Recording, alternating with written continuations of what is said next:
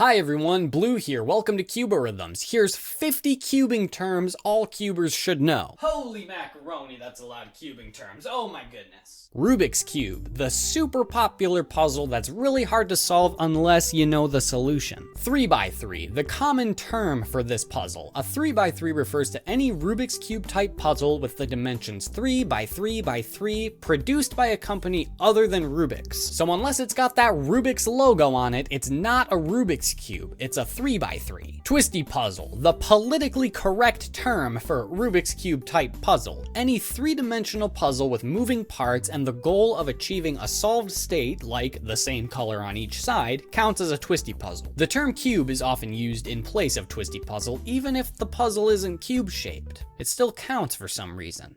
What? Cuber, noun, a person who likes to solve twisty puzzles / solves twisty puzzles on a regular basis. Cubing, verb, the action of solving twisty puzzles. Speed cubing, verb, the action of solving twisty puzzles as fast as possible. Speedcube, this one is actually kind of hard to define. There's no clear line between a speed cube and a regular cube. The way I see it, there are two factors which separate speed cubes from other twisty puzzles. First, speed cubes are designed for speed, and second, speed cubes are suitable to be used in competitions. For example, you probably wouldn't call a 21x21 a speed cube, even if the mechanism is designed for speed, because you wouldn't use it in a competition, because 21x21 isn't an event. Likewise, if you had a 3x3 that wasn't designed for speed and turned really slow, even though a 3x3 is a competitive event, it's not a speed cube.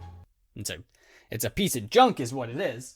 Sorry, but it's true. Stack mat / speed stack timer, a timer which requires both hands to be placed on either side of it for it to start and stop. These are used for cup stacking and speed solving. Algorithm, a sequence of moves designed to move some pieces around while leaving other pieces undisturbed. Cube notation, the language we use to read and write algorithms. To learn more about this, I have another video on it. You can check it out here, but basically we assign letters to each side of the cube which represent a clockwise turn. If we want a counterclockwise turn, we add an apostrophe. That's called prime. For example, RU, R prime, U prime is a short algorithm that has a name. It's called the sexy move. I know that may sound inappropriate. I'm not totally sure why we call it this, but it shows up a lot in other algorithms. And you'll probably hear this term a lot because people like to say it for some reason. I don't know why. Other moderately popular algorithms include the sledgehammer and the hedge slammer. While these are technically algorithms, they're more accurately called triggers, which are short sequences contained in longer algorithms to make them easier to remember. You can tell it's a trigger because it's usually in parentheses. Scramble. A scramble is a sequence of moves designed to bring a cube from a solved state to a scrambled one. Permutation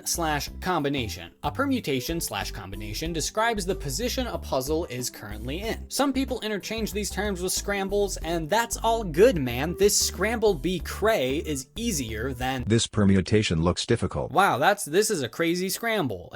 This is a crazy permutation. Blah, blah, blah. Solve. Solved describes the permutation in which the puzzle is done. Almost all twisty puzzles have only one solved permutation, which is probably why they can be so hard to solve. Pattern. A pattern describes specific permutations in which a puzzle looks really cool, like the checkerboard pattern or the cube in a cube pattern. Mechanism. The components of a twisty puzzle that allow it to fit together and actually work. Core. The center point of the entire puzzle which all pieces revolve around. It never participates in the solving process, it's purely there for functionality to hold the puzzle Together. I don't know why the audio glitched out there, but it skipped when I said together in the original one, so here's a re-recording. Together. It holds a puzzle together. Blah, blah, blah. Centers. The center of each side of a puzzle. These usually don't move around the puzzle, but they do inform the solver about which color each side will be when the puzzle is finished. Edges. The pieces located on the edge of a puzzle. On a 3x3, they have 2 stickers. Corners. The pieces located on the corner of a puzzle. On a 3x3, they have 3 stickers. Inspection time is the time before the timer starts in which a solver can look at a scrambled cube and plan their first few moves. In competitions,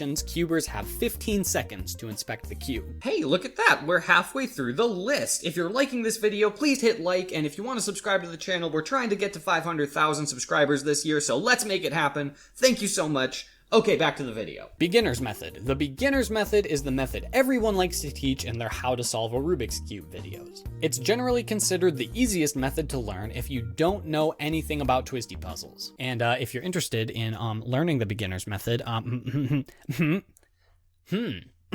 cross the first 4 edge pieces of a solve. This is the first step in a ton of different speed solving methods. F2L, first 2 layers. It's the step of the speed solving methods that you solve the first 2 layers.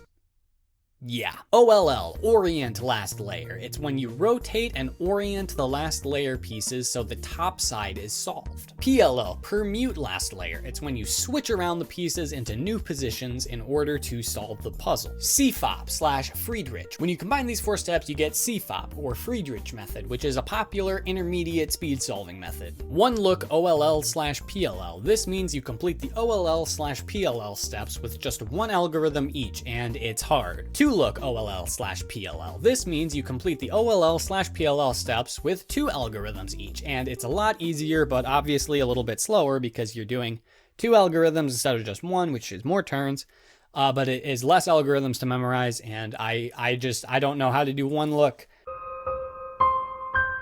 Yeah. ROUX, that's pronounced ROUX, not ROUX. You don't say the X, it's ROUX, and it's another intermediate speed solving method involving less algorithms and more intuition. Look ahead. This is where you plan what turns you want to make while you're currently turning the puzzle. Instead of focusing on your current turns, you're thinking about what the puzzle will look like once I finish this algorithm and what turns should I make then. It's pretty important for speed solving and something that I personally am terrible at. Color neutral, the ability to use any color as the first side of your solve. A lot of people stick to always starting with the same color, but a lot of the time starting with a different color can be advantageous. Color neutral people are very epic. AO5 / AO12 / AO100, whatever. This means average of whatever number of solves you do. In general, the best solve and worst solve are taken out of the average, resulting in a more accurate number. PB, personal best. This is an individual cuber's personal best time to solve a puzzle. PBs do not need to be set in competition, but generally it is recommended that you use a computer-generated scramble if you want it to count. Global average. This is the overall average amount of time it usually takes for you to solve a puzzle. It doesn't have to be exact. For example, my PB is exactly 15.11 seconds, but my global average is not exactly between 20 and 23 seconds. Sub 10 / 20 / whatever. Sub just means your global average is less than a given number. Fingertricks. These are when you flick your fingers to turn aside rather than using your whole hand. Using fingertricks can greatly improve your times. Internal edges. These are pieces which are usually found on even layered puzzles like 2x2s and 4x4s. They exist because the internal mechanisms of these puzzles are similar to odd layered puzzles like a 3x3, where the edge piece lines up with the center. The outer edges of odd layered puzzles do not line up with the center, so internal edges are there just beneath the surface to line up and provide much needed support. Torpedos. These are the little pieces of plastic on the internal part of an edge piece which connect with the corner piece to provide stability. Some puzzles have them, some don't. I actually don't know if puzzles have torpedoes very often anymore. I think they do. It might be an older thing though. Springs. Twisty puzzles usually have springs between the screw and the core, which provide flexibility. Spring noise. This is the horrible, awful sound a puzzle makes when you turn it and the spring turns inside the mechanism and scrapes along the washer. Tension. Tension refers to the tightness or looseness of a screw in the mechanism. Tighter tensions means more stability but less speed, and loose tensions means more speed and more pops. Pops. When a piece pops out. These are usually pretty easy to fix and don't happen as much as they used to, but if you do get a pop, the puzzle isn't broken, don't worry, you can just pop it back in, easy. Internal pop. When an internal piece gets out of alignment and your puzzle freaks out. These are usually a bit harder to fix than regular pops and are much more common in big cubes, and they are terrible. Explosions. When multiple pieces pop out all at once. These are actually really funny and also very devastating. Parity. Parity is when you get an unusual case on a puzzle which renders the puzzle unsolvable unless you use a super long algorithm specifically designed to fix the parity. There are different parity cases with different algorithms and different levels of difficulty, but it's generally considered to be a lucky solve if you don't encounter any of these. If you're solving a big cube, you'll probably run into one somewhere along the solve. If you don't get any,